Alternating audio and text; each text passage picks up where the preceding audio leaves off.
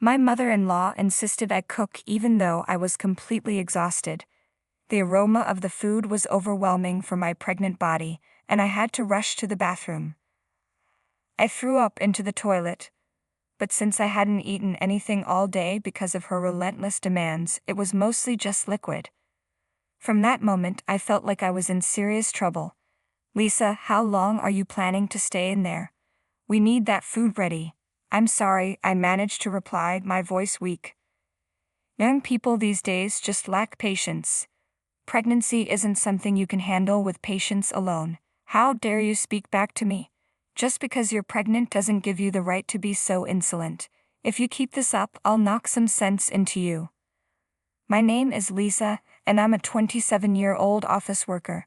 My husband Ken and I have been happily married for 2 years, balancing our careers while supporting each other. Then something wonderful happened. I discovered I was pregnant. Both of us were overjoyed and eagerly anticipating the arrival of our new family member. When I found out I was pregnant, I took maternity leave, and before I knew it, I was in the final month of pregnancy, with the twins due any day. Since we were expecting twins, we had to transfer our care from a general hospital to a private one equipped for emergency surgeries. Managing daily life on my own was becoming increasingly challenging, so my husband suggested that I move in with my mother temporarily. My father passed away when I was young, and now my mother lives alone. Since my husband and my mother get along well, and I'm accustomed to living with her, it seemed like the best option for minimizing stress. So for the past few months, I've been staying with my mother. The hospital where I'll be giving birth is also closer to her house, which has made the transition very comfortable. Just when I was on the verge of giving birth, I was confronted with an unexpected and troubling situation. My mother-in-law. Initially, I had a positive impression of her. She was warm and friendly when we first met, and she was open and engaging at family gatherings. However, as time went on, I began to see a different side of her. Why was my mother-in-law involved now? I had no choice but to ask for her help. My husband, a special design engineer, was dealing with an urgent issue with a local client only he could resolve, so he needed to visit the client personally. Meanwhile, my mother was hospitalized with appendicitis and would be out of commission for a few days. Concerned about me being alone, my husband suggested that my mother-in-law stay with me to provide support. At the time, I still had a positive view of my mother-in-law, so I was relieved when she agreed to come and help. I thought her presence would bring some much-needed peace of mind. However, the moment she arrived at my house, her demeanor took a turn for the worse. "Oh my God, your house is such a mess. Do you and your mother even clean?" Her comments were harsh and unprovoked, and she even went as far as to insult my mother. I was taken aback, as I had always thought of my mother-in-law as a kind person. "Mother, thank you for coming to take care of me for the next few days." "Oh, you must have misunderstood something," she replied dismissively. "What?" "I'm only here to call an ambulance if you need it," she said bluntly. "You'll need to handle the housework yourself." "Oh, don't think you can take advantage of me just because you're pregnant. I'll show you how to clean your house. Now get ready." Reluctantly, I had to comply with my mother-in-law's demands. She had me walking around the house, tidying up every nook and cranny. Then, despite my exhaustion, she insisted I cook. The smell of the food became overwhelming, and I had to rush to the bathroom.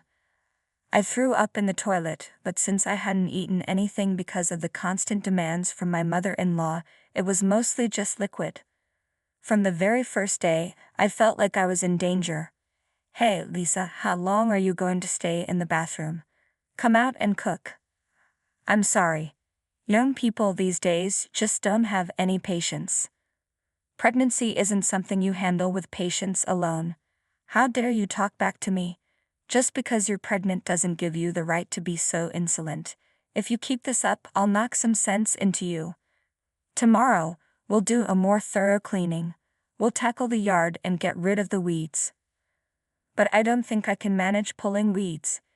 It's my last month of pregnancy." "Don't be so lazy. You need to strengthen your legs.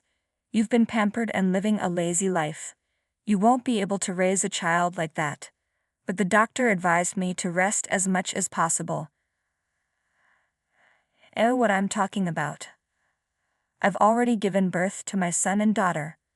Listen to me, not that nonsense from the doctor. You can rest today, but starting tomorrow, I'll be much stricter, so be ready. My mother-in-law grinned as she spoke. It was clear she wasn't interested in teaching me, she was simply enjoying the power of giving orders and mistreating me. Fearing that continuing to follow her demands might put my pregnancy at risk, I tried to resist as much as I could. That's enough. It's obvious you should follow the doctor's advice. What you're doing is just bullying your daughter-in-law. How dare you speak to me like that? I should have known I couldn't trust you. Trust me? What are you talking about? I'm saying I never trusted someone raised by a single mother. They don't get proper guidance. That's why I didn't want my son to marry you. I see, so that's what you really thought. Yes, that's exactly it. But you can at least give me grandchildren. Once you've given me what I want, I'm done with you. What do you mean, done? Well, ideally, there would be a separation and divorce. My son and the grandchildren can return to our home. I understand your point. I'll support you through the birth, at the very least. No, I've had enough. What are you talking about? Without my help, the babies could be at risk. Don't be selfish, just do as I say. Just then my husband walked in. Hey, Mom, what's going on here? What? Why are you home? Didn't you go on a business trip? Fortunately, everything went smoothly, and I was able to return today. I got a message from Lisa asking for help, so I called her and stayed on the line. So, you heard everything we discussed? Yes, I heard everything. Mom, what kind of danger are you putting my pregnant wife in? Well, when I was pregnant, though medicine is much more advanced now, the doctor's advice is still crucial. Lisa is carrying twins, so she needs even more care than with a single pregnancy. If anything happens to those babies, it's on you. Oh no. Also, you mocked Lisa's mother for being a single parent. I didn't realize you were like this. You only see things on the surface. The truth is, single parent. Single parent. I'm sure those children didn't receive a proper upbringing. So does that mean I and everyone who works for her mother are bad people too? What? When we first met each other's families, I mentioned that my mother is a business owner. I thought that was just a small bar or something. I figured she was just trying to impress. Oh, I see. I didn't realize you had such a narrow view. I thought you were more open-minded. Lisa's mom is actually the president of the company I used to work for. She was recently featured in a business magazine. It was originally her husband's company, but after he passed away, she took over. She's been successfully running it for over 20 years. Well, I didn't know that. If I had, I might have acted differently. I dislike people who change their behavior based on someone's status. You've been belittling Lisa and my mother-in-law all along, haven't you? I don't want anything to do with you anymore. On top of that, you've endangered my babies. I'm cutting ties with you, Mom. You can't do that. Don't ever come around us again. I'm sorry, please. Sorry? No, I can't forgive you.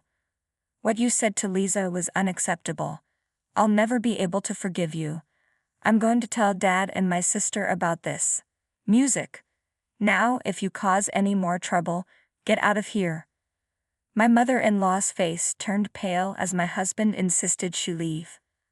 I'm so relieved he came back when he did. If he had left me alone with her, I can't imagine what might have happened. Afterward, my mother-in-law returned to my in-law's house, but my husband had informed my father-in-law about the situation, so my mother-in-law was not allowed inside. She then turned to my sister-in-law for help, but my husband had also filled her in, so she refused to assist her mother as well. Although my sister-in-law has her own issues with her mother-in-law, she couldn't tolerate seeing her mother bully me. With no support from the family, my mother-in-law was left feeling abandoned. Desperate, she went to my father-in-law, begging and pleading. He agreed to let her return home on the condition that she promise never to bully me again. My husband reinforced this by insisting she stay out of our lives completely and warned her that breaking even the smallest promise would result in immediate divorce. Additionally, as a consequence for her actions, he required her to help with his brother's farm for 3 months. My mother-in-law had to work under the sweltering summer heat, pushing her physical limits. It was well deserved.